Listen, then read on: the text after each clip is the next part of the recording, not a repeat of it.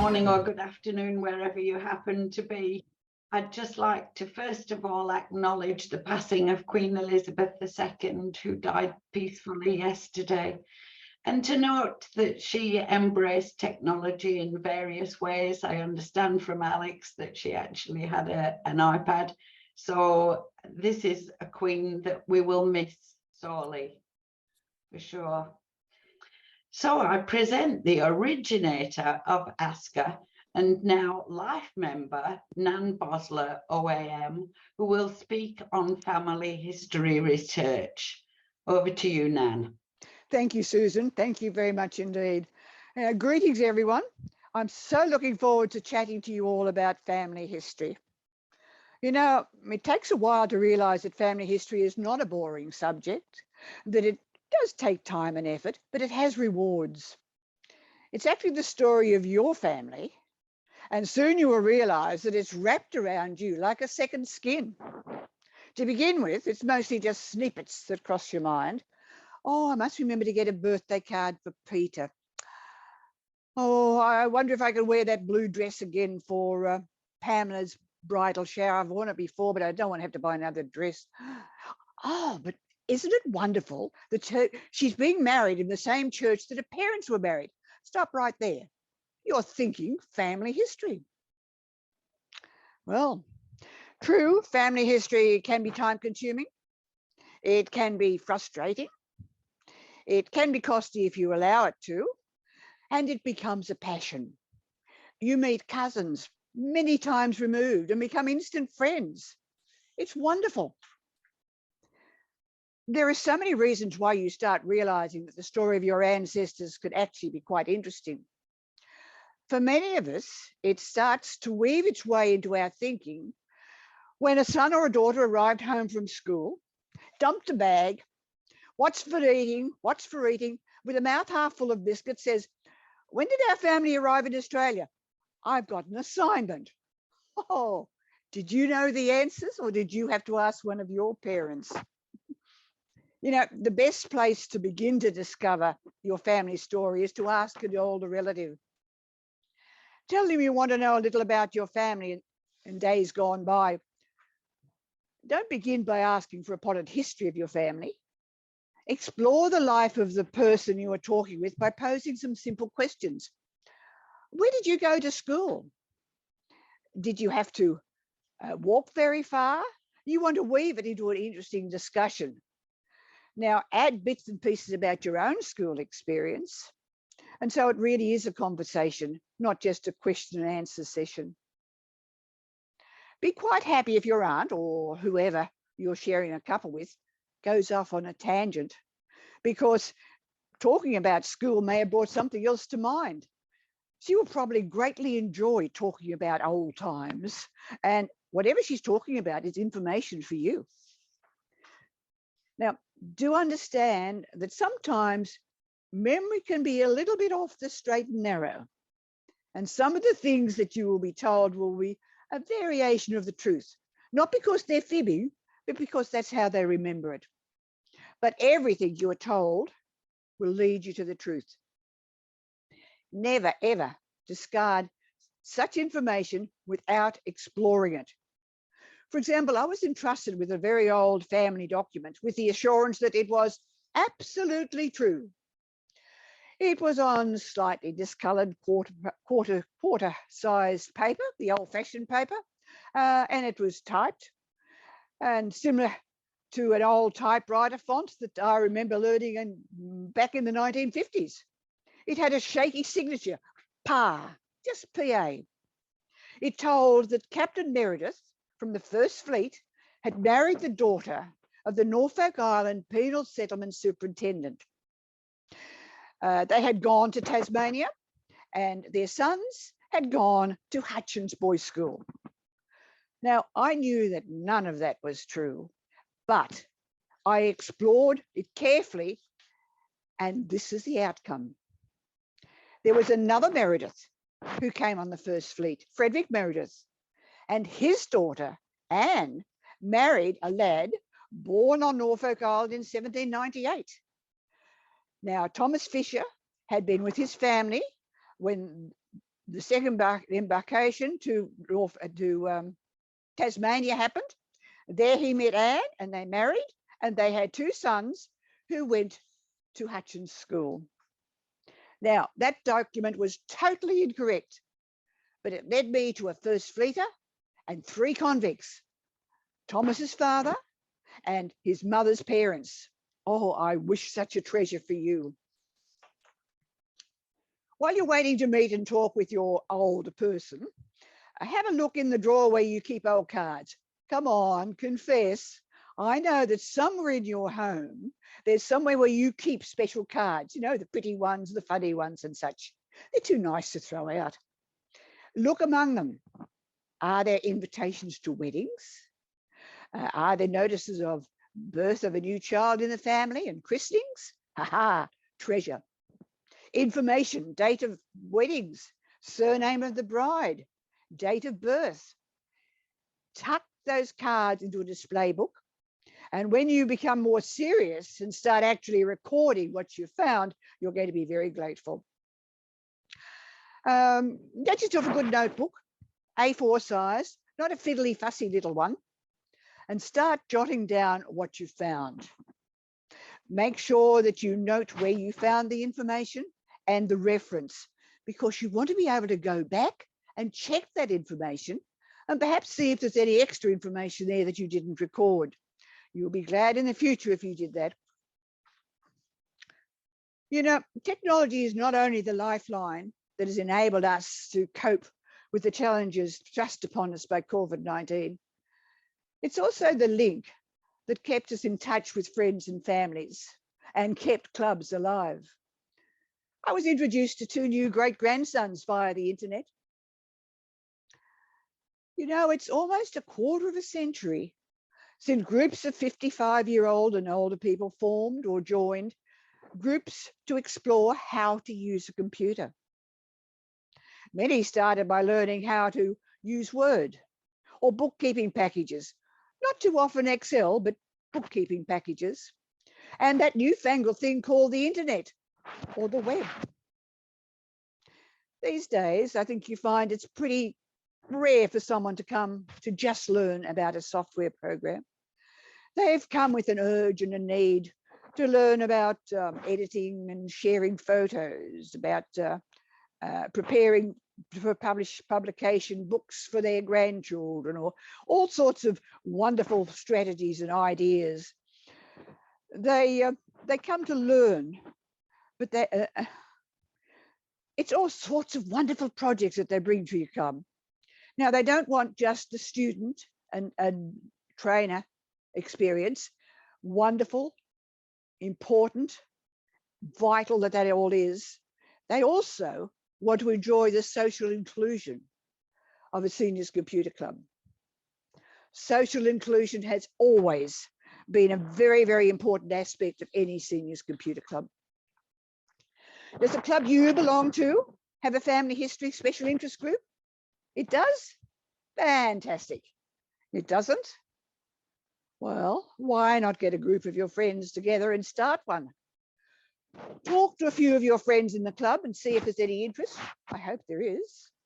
And then talk with your committee, and with their approval, ask the newsletter editor to put a notice in the next newsletter inviting fellow members to share coffee and chat as you work out if perhaps there should be a family history group for your club.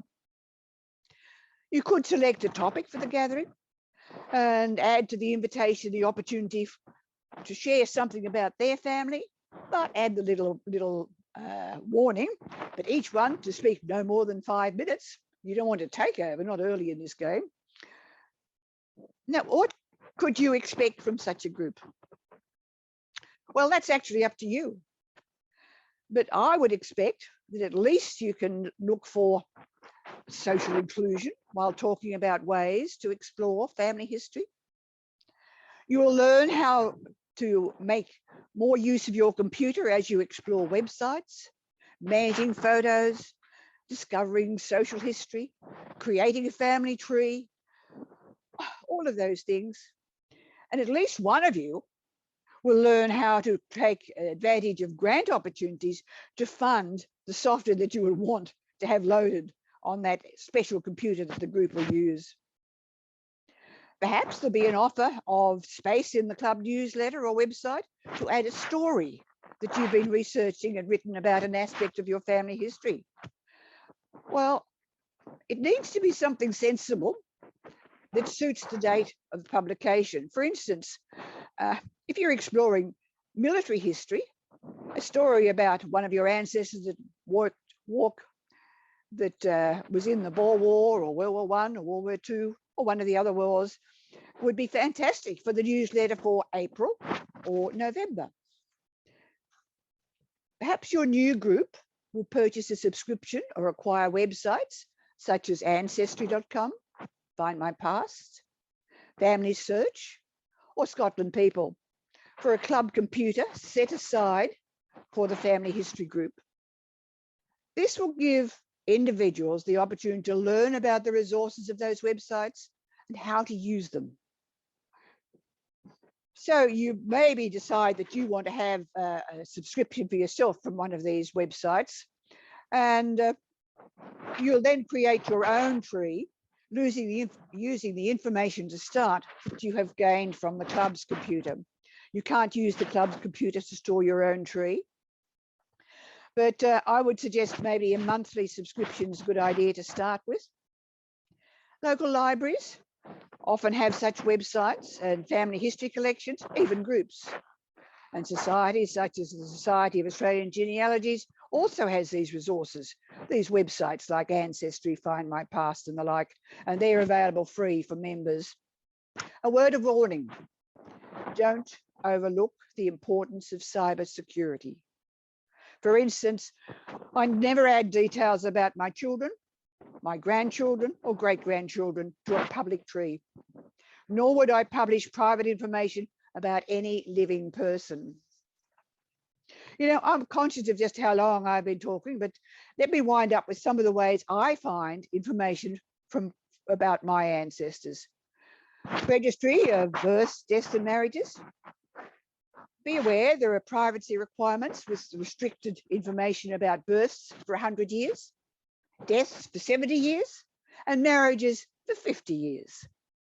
I rely on the Ryerson Index as a wonderful backup when searching for a death, which is more than 70 years ago, or less than 70 years ago. Trove, the National Library website. Land title information. That's really, it's quite exciting what you can find in the title deed. War Memorial for Service Records. And don't forget good old Google. You know, one of my favorite ways is to walk where our ancestors have walked with my children and grandchildren. We've chased our families across England, Scotland, Ireland, and Fiji. And soon we'll be venturing to Norfolk Island. I want to know more about Thomas Fisher, who married Anne Meredith. I've only shared a few glimpses of the journey one can take when we decide what we want to know about our ancestors. As you create, edit, add, and enhance the story of your ancestors, you are recording the great heritage of your ancestors to pass on to your descendants. Family history, it's wonderful. Thank you all.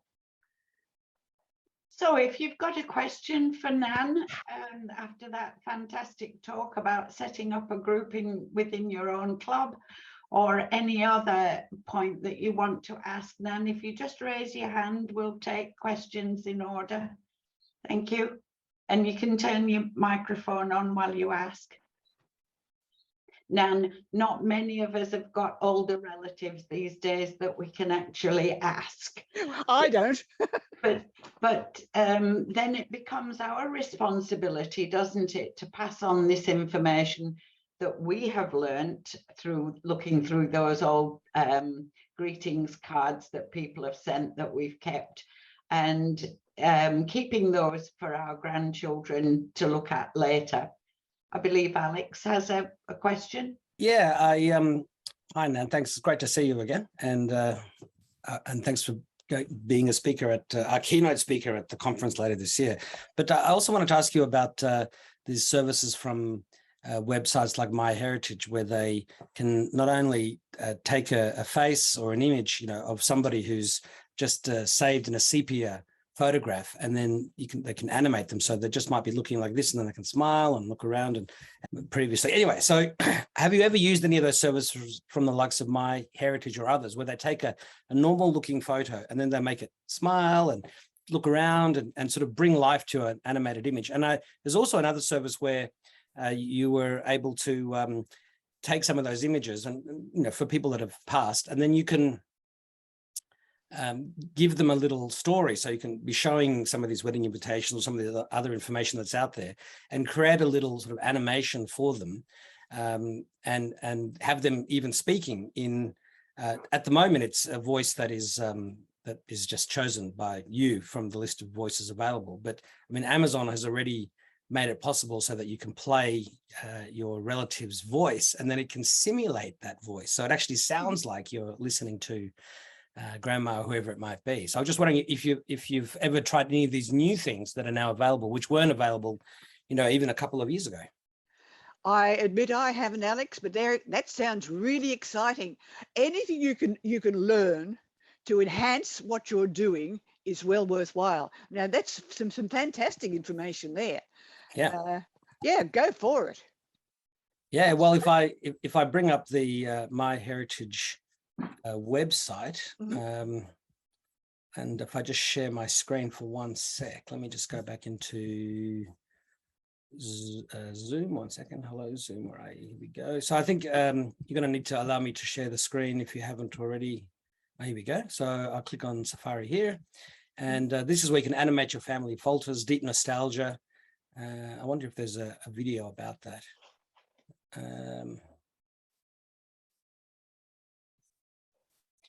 Yeah, I don't have it here, but this is where you can take this image, and this really probably should be shown, but it animates that, and it looks really cool. So that's one company, and I guess it's worth checking what the various ancestry type companies are doing, because they're all trying to one up each other with new features. But pretty soon, there's something new all the time. It'll be standard with all of them. Yeah, so amazing stuff. Thanks for sharing that, Alex. Our next questioner is Maureen. Over to you, Maureen.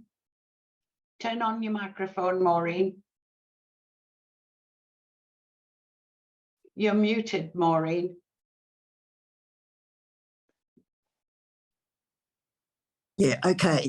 Thank you, Nan. I don't know if people have heard of or are using, and it is ancestry.com, and it's a saliva test, which really is very fascinating, and that certainly brings people together with the same genes. Yes.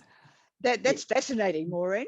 Now, look, you and Alex are both pointing to new technology that's enhancing family history. This is the great advantage of a family history special interest group. Someone who comes with the skill, knowledge of that, and she can share it with all the others in their little group. That is fantastic. Well done indeed, both of you. Now, this looks like one of the screens from Ancestry. Ancestry. That looks like the saliva one to me. Yes. Who's put that on? Natika. Yes. Sorry, I didn't unmute. That's mine. So I just thought, yeah. No, that's beaut. And then there's they're now splitting it into what they think is parent 1 and parent 2. So you can view the breakdown. I've sent Dad their test so that I can confirm who I think is what. And yeah, it's exciting. I Think there is a cost, and if I can remember, it was about $25. You just put a little spit of saliva in a little tube and send it off. I think it goes to Ireland, actually. it's about $130. Oh, what I've got there is the example of the still image that was from a photograph. Right. And this is an example of how the software is able to animate that realistically without that sort of uncanny valley effect. I mean, it looks quite real. If I scroll down, there's some more. Here's another one. So they've taken that image, and you can have everybody turned into a living person. We're in with various Harry Potter world, aren't we? Where you very start pictures. yeah. That's absolutely amazing, isn't it? Yeah, well, it adds life, because if you've only got a sepia photograph of your relative, like the one we're looking at here, Yes. well, you just have to use your imagination, but no longer. AI can now make that person smile and blink and look around. And there was somebody else, I'll just try and find it. But, you know, that, as I said before, they turn it into an actual video of that particular person. So I'll just stop sharing and look for that whilst I think Sally might have another question, Sally unless she hasn't put Martin. her hand down yet. Yes. Well, I understand all about turning sort of still shots into videos, because my daughter was married in Paris, and they bought a new video camera to have it all recorded. And one of the staff at the particular place they were getting married took the camera, forgot to turn the damn thing on. So when they came home, they had no record of their wedding except 2 or 3 stills.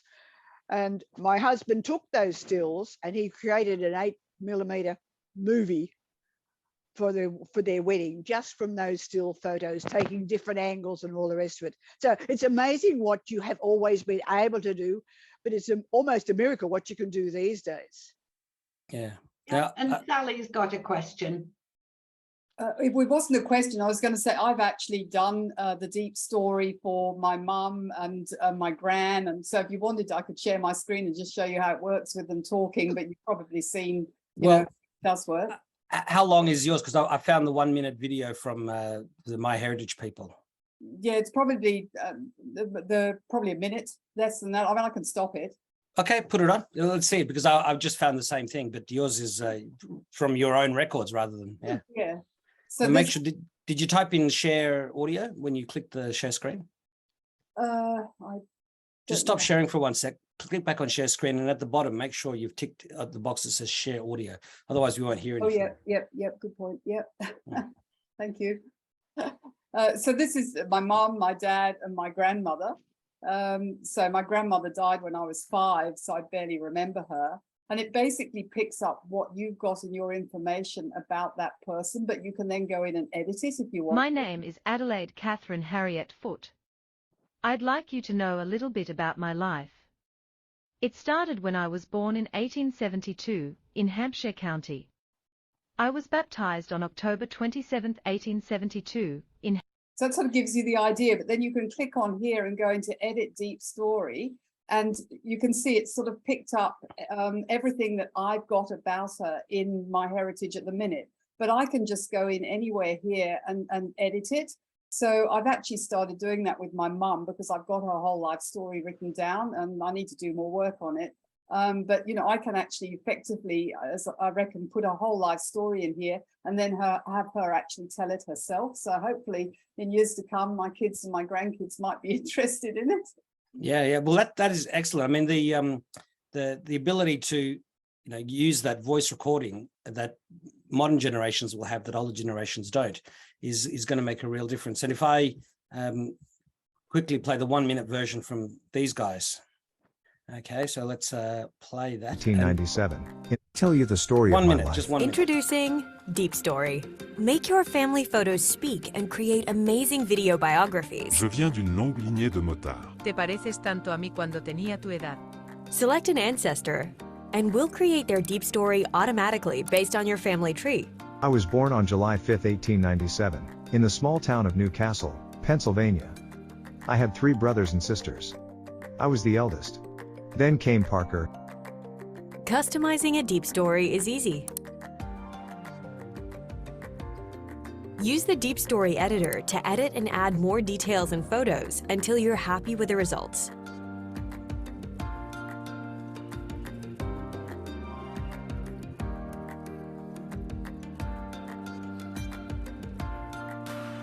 Let me tell you about the time I almost got on the wrong train. Thank goodness my mother grabbed me by the jacket. Make your family photos speak with over 140 voices in 31 languages. Try Deep Story now for free. So there you go. Pretty cool. Fantastic.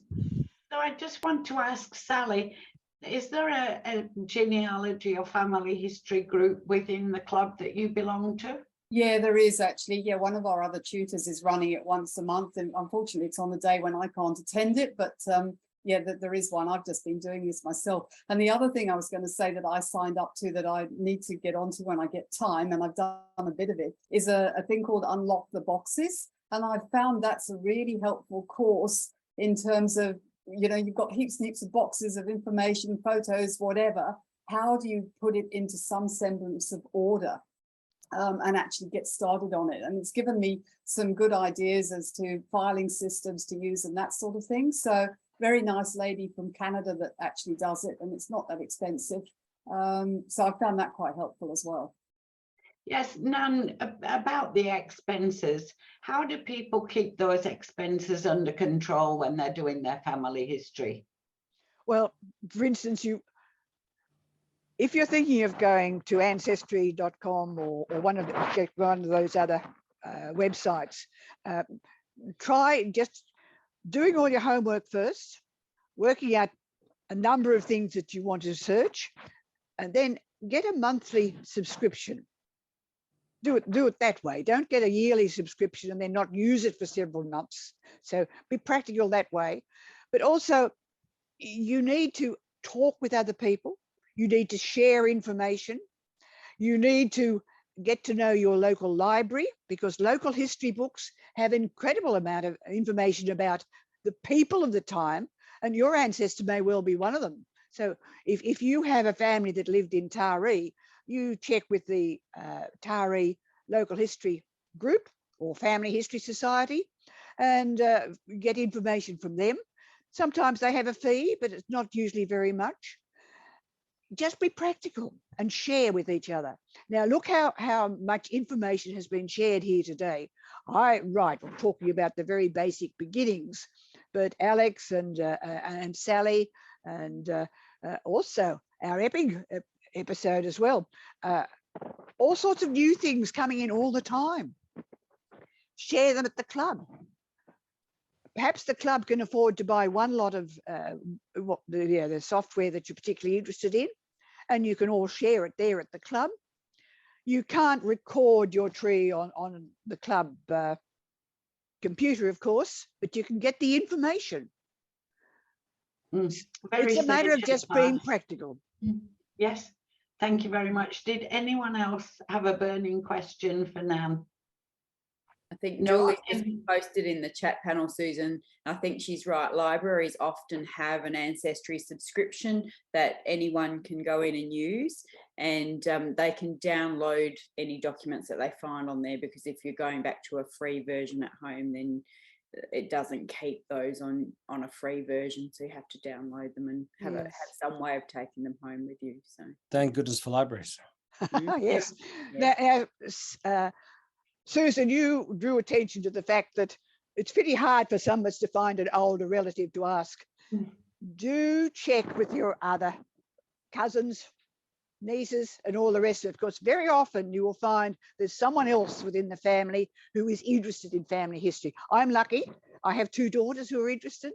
I have at least a couple of cousins who are interested.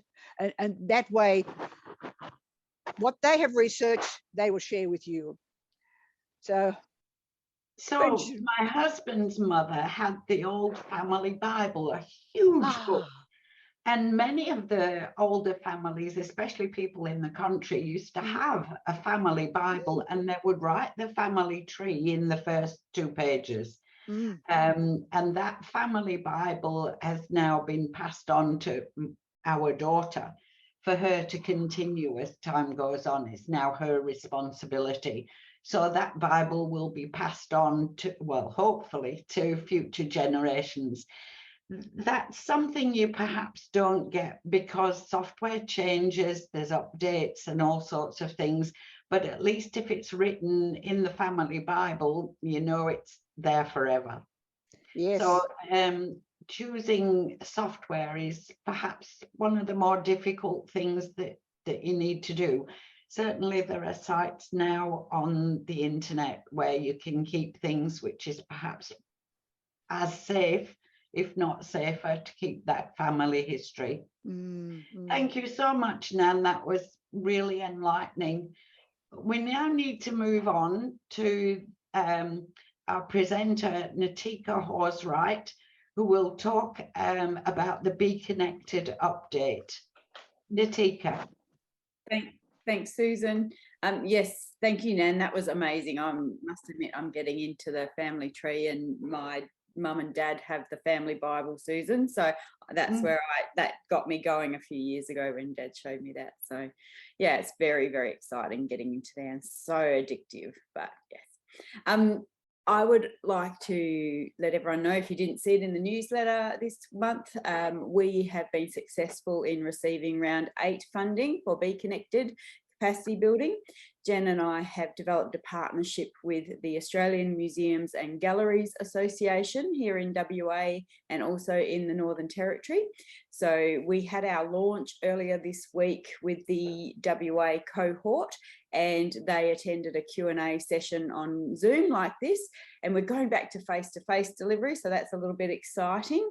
I'll be heading down to Perth in a week or so's time to go and catch up with a network partner meetup in Perth. So I think Barry and Sandra, you probably went to the Sydney one when that was on in June. Yep. So they're going back to getting everyone together to talk about Be Connected and how you can engage people, etc. And so I'll be attending that. And we've also squeezed in our first lot of face-to-face digital mentor training for our Perth cohort. So the tickets are up ready for those. We've sold 5, well, not sold, we've had 5 registrations already for that. And that's very exciting. We have another Q&A session on the 15th of this month for the NT cohort, and we've booked a date in Darwin for face-to-face training on the 26th of October.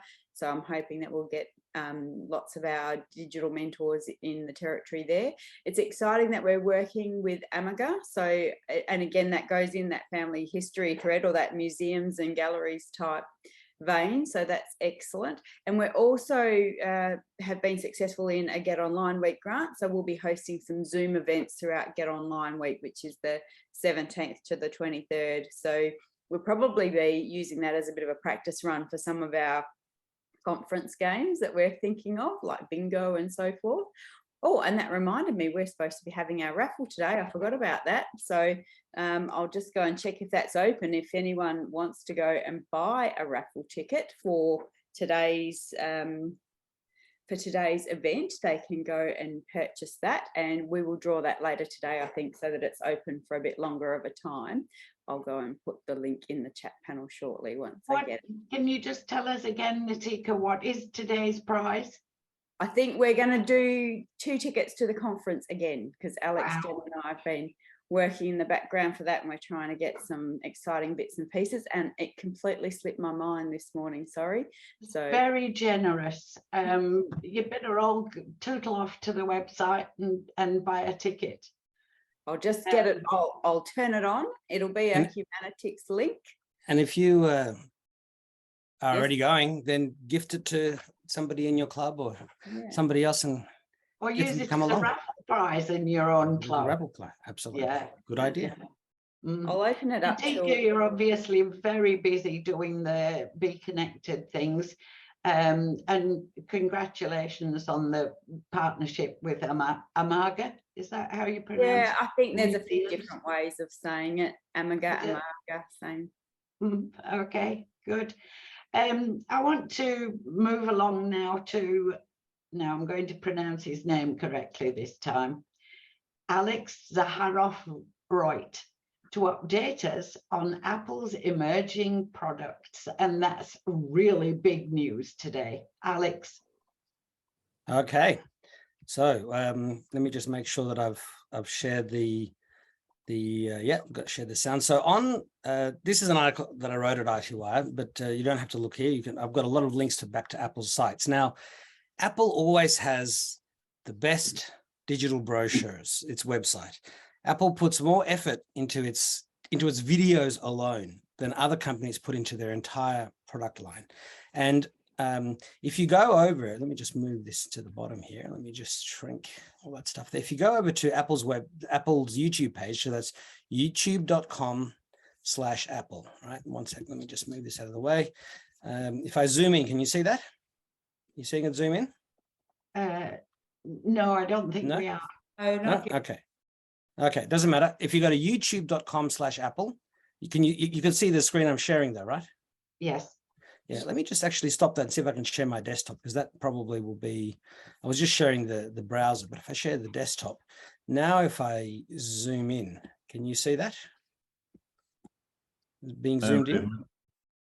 Yes, no? I think we are. No, doesn't matter, doesn't matter. So I can see the youtube.com/Apple is the place to go to. And just making sure again that, so you can see here if you click on if you click on videos, this brings you to the videos page where you can see all the different videos that they have launched. Now, if we scroll down a little bit, they have the actual Far Out event. It's called Far Out, September 7th, and it's 1 hour and 34 minutes. And, you know, I come across people who say that they don't watch keynotes. How do I know all these things about Apple technology?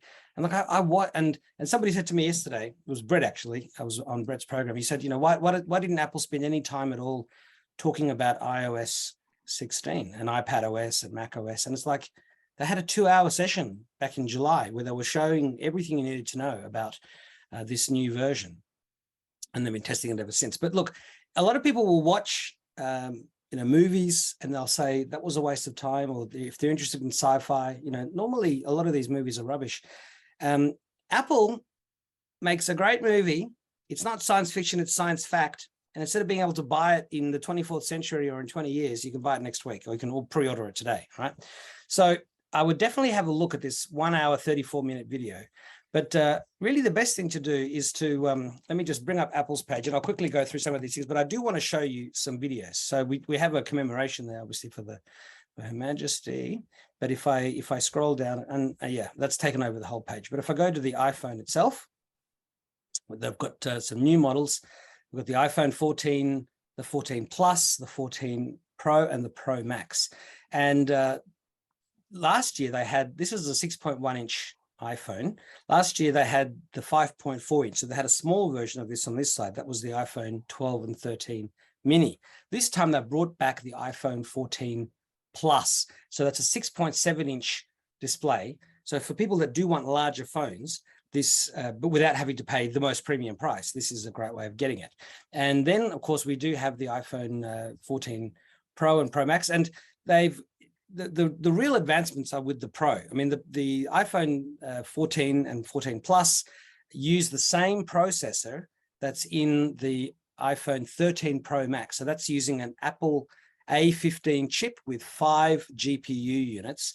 So the Pro from last year had that. The standard versions of the iPhone 13 only had 4 GPU units. They've saved the premium, even better chip, the A16, for the Pro and the Pro Max. Now, one of the cool features that you can now use is satellite connectivity. Now, already Garmin devices, various cars, they allow you to connect to satellites when you're outside of cellular range in case there was an accident. And in fact, the new iPhone 14s also have crash detection. So if the phone is in the cradle where it should be in the car and you crash and it notices that there's a crash, they will give you the ability to call, well, they'll automatically call emergency services.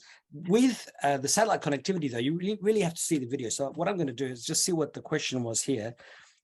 Do I think the Tesla phone may make the iPhone obsolete? Well, Tesla hasn't got a phone yet.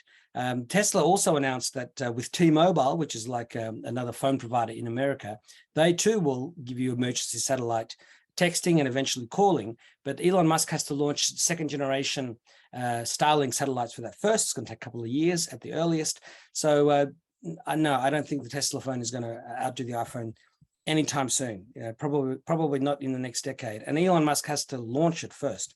So look, let us go. And if I go over back to that, go to my website, it's there. And let me just, so you can, I want to show you this new thing. This new feature is called Dynamic Island. So this is something on the iPhone 14 Pro. They've removed the notch and they've moved the little sensor for Face ID and the camera. They've moved that down a little bit, and they've managed to turn this into something quite special. So let's have a look. Goes for 54 seconds. Just go back a little bit and go through some of these things here. What we can see is that this island area at the top up here is where you had the sensor for the, let me just get rid of this. You had the sensor in here for the Face ID, and you've got the camera over here. And originally people thought that it would be like an exclamation mark with a section over here and a section there. And the rumors that came out a little bit, a few days ago, said that there'd be a dot here for when the camera was on and a dot here for when the microphone was on. And people thought that was going to be it. But Apple went completely beyond that to make a whole new interface. So you can see, if I fast forward, you can see that little island has turned into this larger area where you can hang up and answer. But they've also changed it so that you can see when you're on the call, you can see that the call is on and you're not muted.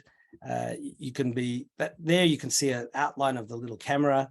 But if I go to this section here, you know, when it's playing a song, it's showing you at the top that the song is playing, and you can tap on that to get it larger and give you more information. So they really have managed to turn it into an area that is filled with information. So here you've got that your AirPods are on and how much battery life is there. Here you can see how many kilometers you've got or miles you've got to go to your next destination. And you can tap on that at any time to get the more detailed information. So it's an extra area of information you never had before. Face ID will now be up the top there rather than in the middle. And, you know, this, if you've got an Uber or Lyft ride coming, you know, without having to go into the app, without having to go anywhere else, it's showing you that, yeah, your Lyft is going to be arriving in 2 minutes. You better get downstairs and get ready without having to go into a different app. So it's like a whole extra screen of info. And you can even have two things going at the same time. So here's the Lyft notification. Here's the music notification. And if you're, you know, if you've got a timer, you'll see a little timer down there. So this is something that will eventually be on all iPhones, but they've launched it for the iPhone 14 Pro and Pro Max, and they're keeping it as a reason to get this new device. And look, eventually they'll get rid of the notch altogether, but I'm sure they'll keep this for as long as possible until we are able to see things through our upcoming, I don't have them here, but upcoming AR glasses where it'll just be in your field of vision. And done so in a way that is light and doesn't heat up and doesn't cause problems. Now, there are other cool things that I want to quickly show you. Apple has launched a cheaper version of the Apple Watch.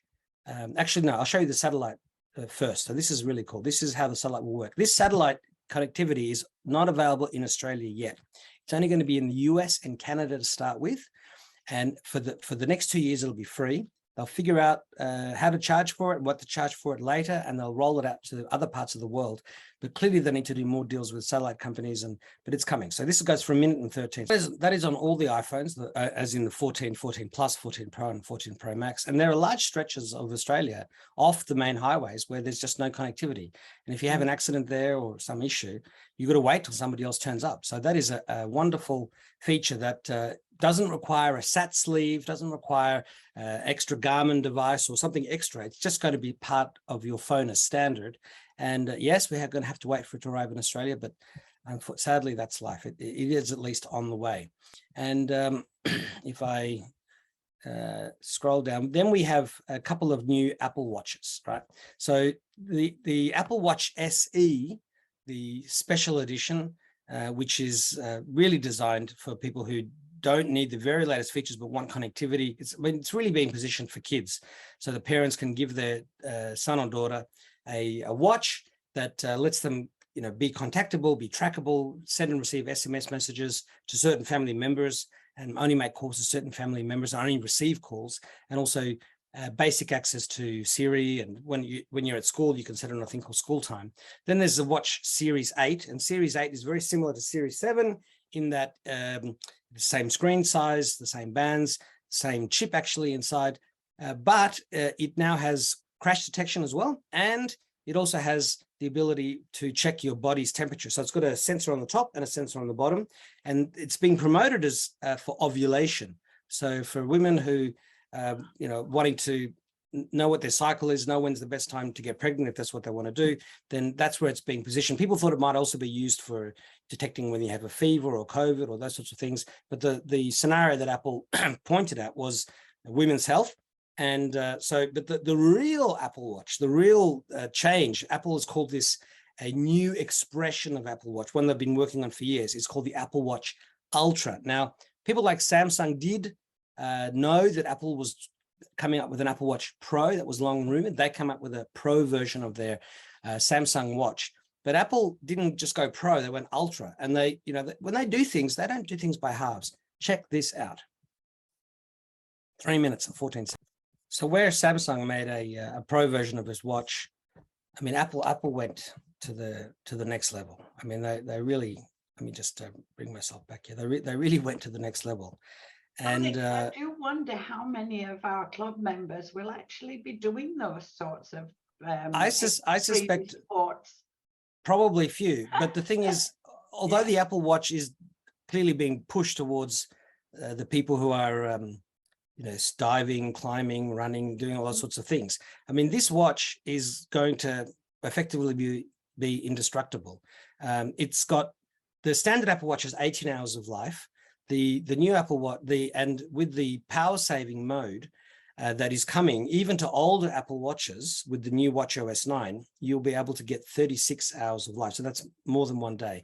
This Apple Watch Ultra comes with 36 hours of life as standard, and it can be boosted to 60 hours.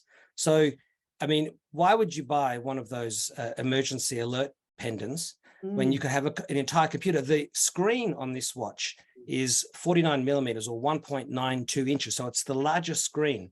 If you need if you wished your Apple Watch had bigger information on there, this is the watch for you. This watch doesn't come in a non-cellular version. You will need to attach a cellular plan to it. But if you don't want to attach your SIM phone number from your existing phone to that watch, which you can only do with Telstra, Vodafone, or Optus, you must be with one of the main carriers to share your number with your watch, then you can pay $99 for an entire year to get unlimited calls and texts. It'll be a different number, but it'll, you know, if you fall or you're in a car accident or somewhere else, it will you know, immediately alert 000 and they will immediately send somebody out to you. So this is, you know, I mean, even the dive computer, I mean, we heard there that it tells you the water temperature. Now, again, I don't think too many of our age group are going to be doing that, but I'm sure there are people that are. And, you know, this is the most advanced portable wearable computer with multi-day life. Even the crown on the side here, you know, they have a piece of metal that is protecting these two edges. And that is something you saw on like very expensive Philip Patek watches.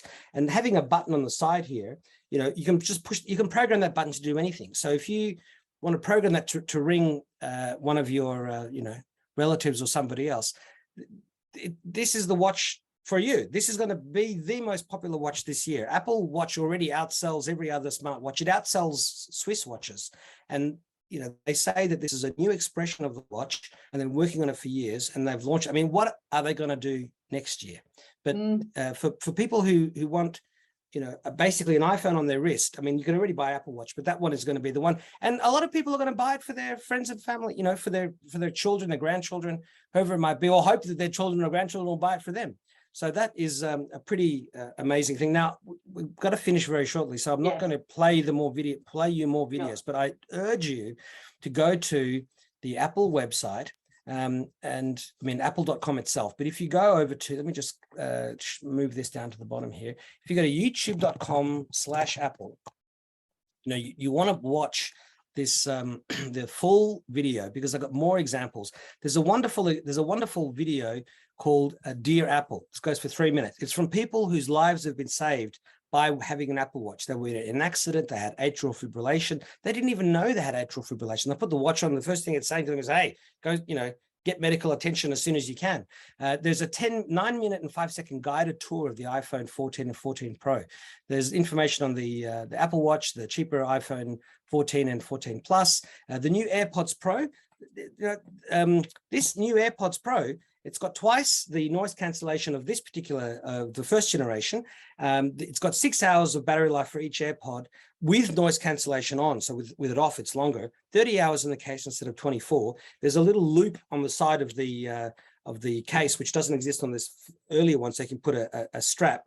The case itself has a speaker now built in. So if you lose the case, you can make loud noises, and it can also make a noise when it's going flat, and it can make a noise when you're charging it, so you know it's charging. And one other thing with the Apple Watch, if you're in an accident and you're stuck down a ravine or something and you need people to hear, you can push a button which can emit a loud sound that can be heard 600 feet or 180 meters away. So they're doing everything they can to advance humanity. And somebody here is saying, Neil Davidson is saying Apple Watch Ultra is a blessing for humanity. And Jay Nixon from Parramatta says, I use an Apple Watch and have found it amazing. The Sport Loop band makes it easy to put on a phone, and if you find it difficult to do up clips. And so there's a Sport Loop band, which is Velcro, and this is the magnetic loop. And, it just goes on there. My mother uses the Velcro band, and there's a sport band, which has these kind of holes in them, and it just clips in. And I mean, there are stacks of bands. I mean, the ecosystem for Apple is the widest one. Here's another band I have here, which is another magnetic one. It just goes around and just magnetizes. So, Alex, I'm going to stop you there, please. Thank you. I know you've got so much to tell us, and it really is fantastic. And maybe we can continue this next month when we all know a little bit more and we've been to the Apple YouTube site. Or it'll all be available in stores, from next week or the week after. Go into your store and have a look. Next month, I'm going to be in the US, or in fact, I'll be in Hong Kong by then. So I'll probably be in quarantine. So I'll probably welcome the ability to come and join you. Right, good. We're now moving along, and I have to just do a bit more housekeeping. Have all the clubs designated their delegates for the special general meeting, which will occur on September 17th. That delegate needs to actually register on the ASCCA website to be able to attend, but we need all the clubs to participate in that special general meeting, where the question is, do we adopt the Constitution 2020?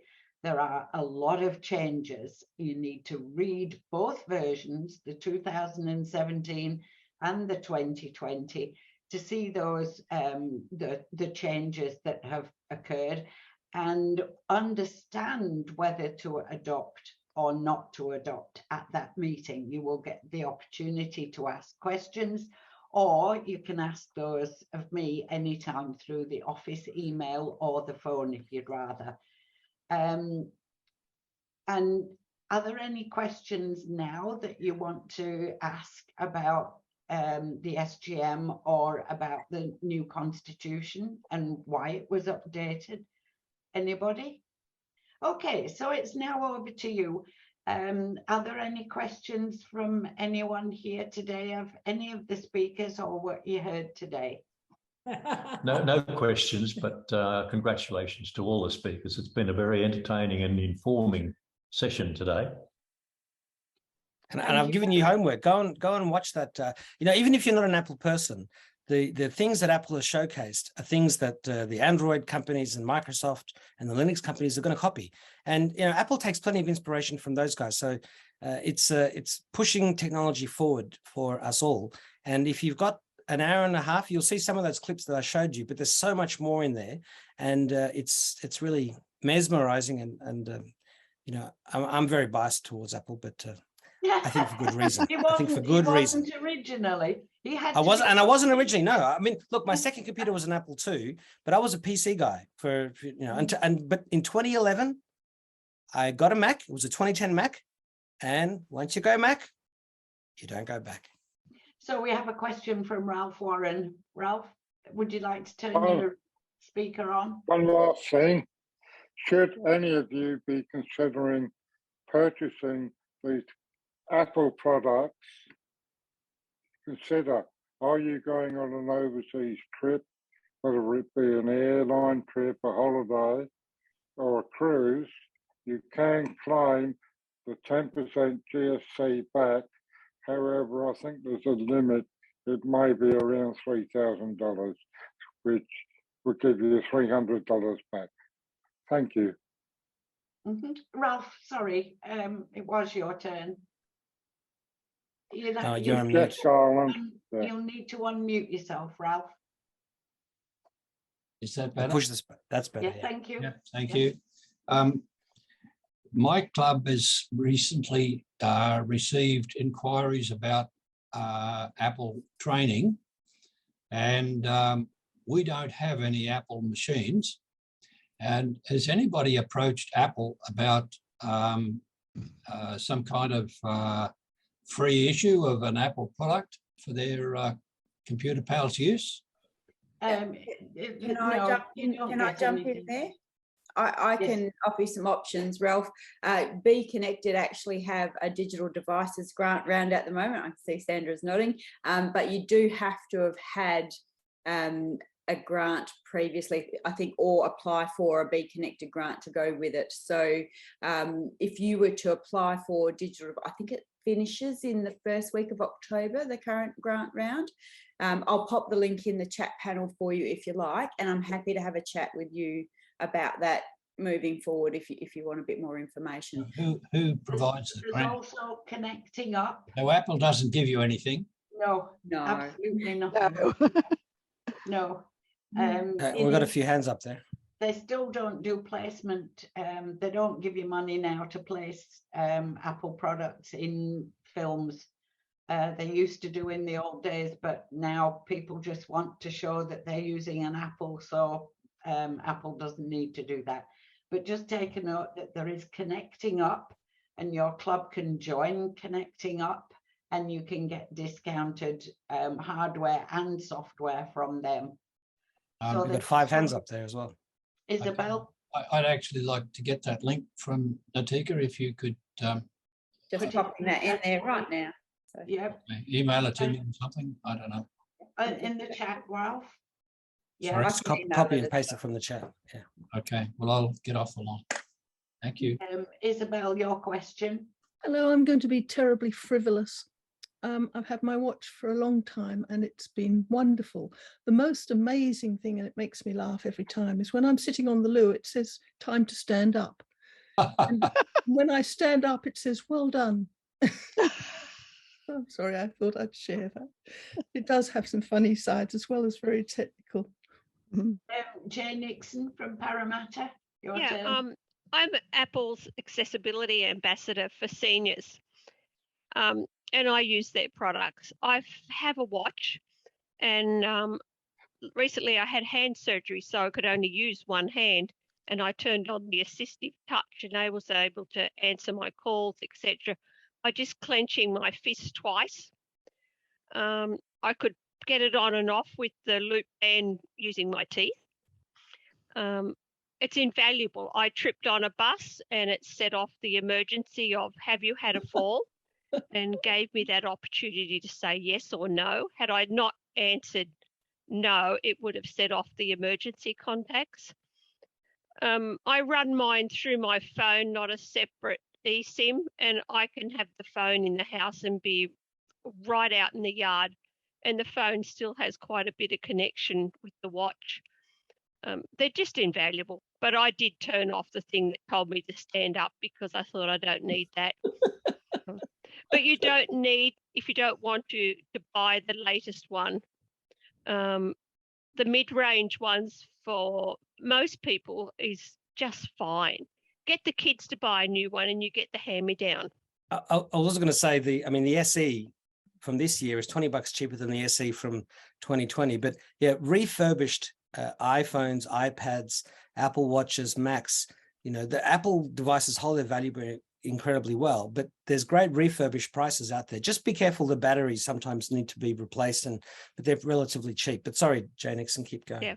Also, I wouldn't recommend you buy them overseas. I have had one bought to me where they bought it overseas, and when it came back to Australia, it wasn't really geared to our systems, and Apple didn't honour the warranty because it wasn't purchased in Australia. So if you do buy it overseas, make sure you buy it from another reputable Apple place. I think what Jeff was trying to say is that if you buy it in Australia and are going overseas, then you can claim the GST back. But I think most people probably are not organised enough to do that. And I was going to give the same warning: don't buy, especially cellular devices. Apple's products should have a global warranty. They should replace it or fix it here. But if you buy an Apple iPhone designed for the US, the Apple iPhone 14 models in the US this year come with no SIM cards. It's only eSIM. 2 eSIM sockets. Already the iPhone 13 has 2 eSIMs, so that's the one I'm using right now. But we will still have a SIM card slot as far as I'm aware. Sorry, Yeah. Jay. No, that's fine. I'll leave it there. But if anyone needs any help, I'm happy to help them set it up and do whatever. I volunteer with Parramatta Computer Powers as well. Excellent. Thank you. Colin, your turn. I'd like to just go back to Ralph's question in regards to maybe talk to some of the Apple resellers. So in my last job, I worked for a 44 school system. And when we replaced 3,000 iPads across those schools, the reseller bought our old ones off us and then were looking to repurpose those. Now, some of them were so old, they went to third world countries, but others that were newer models, I'm sure would have gone back into the market here in Australia. So I have, keep in mind that the Apple model is that generally you don't buy directly from Apple unless you go to an Apple store retail. Organizations generally work through an accredited reseller. So look for one of them. Going to the question as well about buying overseas, that is definitely open for pitfalls. And I have previous experience from other jobs where employees would do that. And they would not get, it may be a little bit dated as far as warranty is concerned, but certainly as far as feature sets are concerned, they can differ from country to country. Yeah, absolutely. And the good thing about older Apple products is that for 3 or 4 or 5 years, they can still use the latest operating system. So you might have an iPad that's 3 generations old that maybe one of your kids is no longer, has upgraded. And if you can get them to give it to you or sell it to you cheaply, and then you can use that in the club. I mean, that's not getting it for free, but at least you'll have a device that still runs the latest operating system and can be used for teaching. Mm-hmm. Yes, Colin, did you want to? You haven't. Barry and Sandra. Just a quick one on the grant situation with Be Connected, which is the Good Things Foundation run Be Connected. The Building Skills Grant also allows you to purchase items for use with the mentors using with learners. So that's one option. And we did buy an iPad and an Android tablet. So we had the 2 varieties. And recently we purchased an Apple MacBook Air for the club that way. Also, at the moment, the Stronger Communities Grant is open and is closing soon, and that's through your local federal member. Okay, so there are a couple of ways where you can try for grants. Mm-hmm. Thank you. Jay Nixon. Yeah, I was also going to suggest the local grants from the councils and the clubs grants. But also, depending on the size of your club, remember your Apple products have to have an Apple ID, and somebody has to be responsible for that and give your contact details, phone numbers. So if that person happens to leave your club, you need to make sure it gets transferred to the next person that's going to be responsible for the Apple products. Also, there's the cloud storage situation. So I actually think if you get multiple Apple products, it's almost worth having multiple Apple IDs because each one will give you 5 megabytes of storage. Whereas if they're all together, they will all go on the single 5 megabytes. 5 gigabytes. But you could also get a family plan if you wanted to. But yes, that costs extra. It's just who's got the skills to manage that. But just look at those things and so maybe just one of each thing to start with until you get your bearings. So again, if I can jump in there, sorry, Neil. ASCCA do have a number of iPads and Android tablets that are available for clubs to borrow if they like. We've also got some resources that we drafted up to manage those and what under the Be Connected program, what apps, etc. we've got on them. And if anyone wants to talk about how we manage the Apple IDs as ASCCA, then I'm again more than happy to have a chat about that and what we do and how we manage those. So that's a great idea. Yeah, thank you. A little bit difficult sometimes, but agree, Natika. Okay, Colin, again. I was just about to make the same offer because, as I said in my last role, I was actually managing over 5,000 iPads across those 44 schools. So I've worked with the Apple Tech and can help with advice. That's very kind. Thank you, Colin. What club are you with? I think I'm here under the guise of a visitor. I'm actually the president of the Australian Associated Computer Club based out of Henry Kendall Village at Wyoming near Gosford in New South Wales. Thank you. Just in case anyone wants to contact you. That's not a good enough address for me. How does that work, please? I'd like to talk to you, Colin. Can you put your email address? I can put my email in the chat. Yep. Yes, please. Yeah, that would be good. Thank you. I know I realise that we're now 13 minutes over time.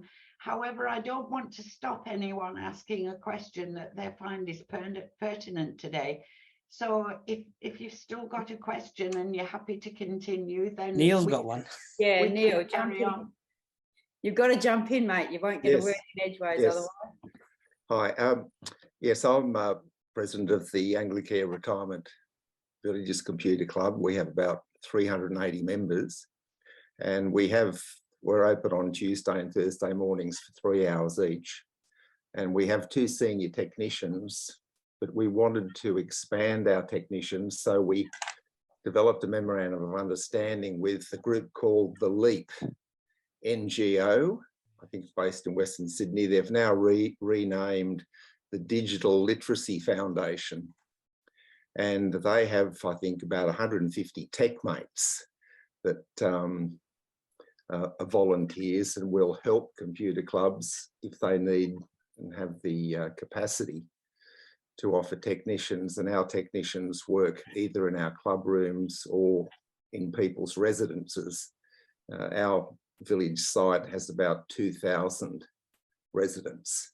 So it's kind of a large village, but the memorandum of understanding that we now have with the Digital Literacy Foundation, we have got extra technicians, and they have 40 iPads for loan, and they will also service those iPads. So I thought that might be interesting for some. And is that just in Sydney, Neil, or is that across Australia, or do you know? I believe it's in New South Wales, and they have similar a mission statement to ours in helping older Australians become, digitally literate.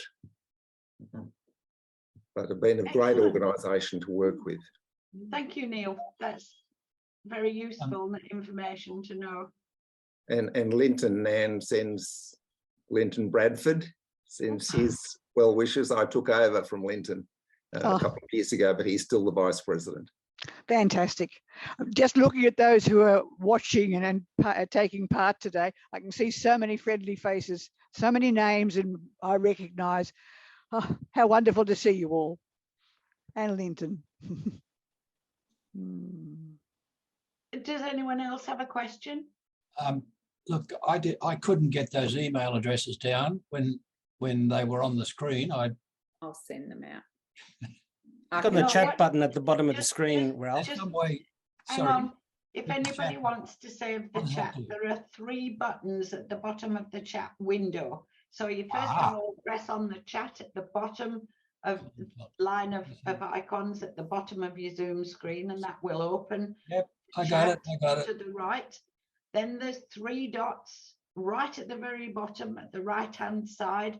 Click on the 3 dots, and the top menu there is Save Chat. Just save it. And it will save to your desktop or wherever. So you can check that afterwards and read through everything that everybody has posted. I just wanted to note that Sally Morton notes that it's essential to have only one Apple ID so all products can talk to each other. Extra cloud storage is cheap at $199 a month. I think that's for 50 gig. Then I think it's $4.49 a month for 200 gig. Yes. And then it's $14.99 a month for 2 terabytes. And if you get Apple Family subscription, the most expensive one at $39.95 a month, that comes with 2 terabytes.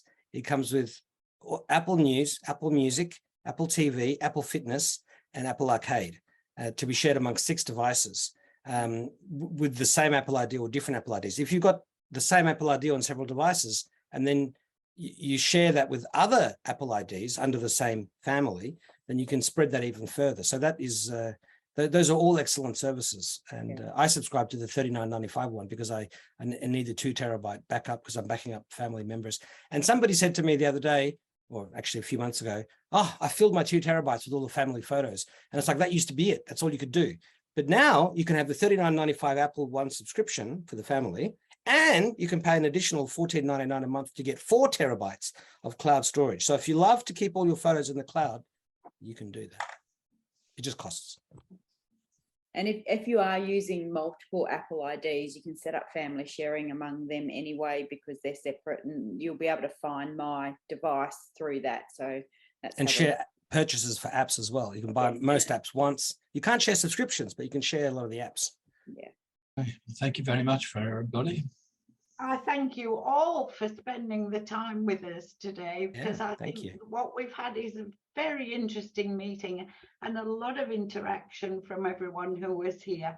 So I thank our speakers, our presenters today, and our host behind the scenes, Natika, and everyone for being here. And we will see you 1 month from today. Yeah, this has been our best Clubs Forum meeting yet. So thank you. Thanks, Susan. Thank you. Everybody. Bye. Bye. Bye. Thank you. Bye.